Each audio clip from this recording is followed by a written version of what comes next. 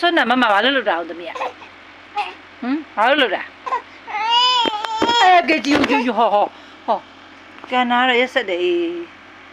ကျန်းတန်းလိုက်တယ်အောင်ပြောဘာလို့လဲဆွမ်းနာဟောမမဘာလို့လုပ်တာသမီးပြောပါဘာခုမှရင်းနေဆွမ်းနာပြန်ပြော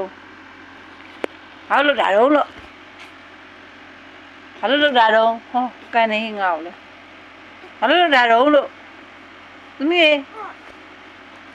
ဟေးဆွမ်းနာမမအောင်သမီးကဘာလို့ဇွေးမှုတွေဆွဲရလေနှာခေါင်းတွေလောက်တာမလို့အောင်လေဘာလို့တာလဲပြောတဲ့ဒီရွယ်လေးနဲ့ကိုဒီလို့ညီလူစိုးမဖြစ်နေနော်သမီးရေဘယ်လေ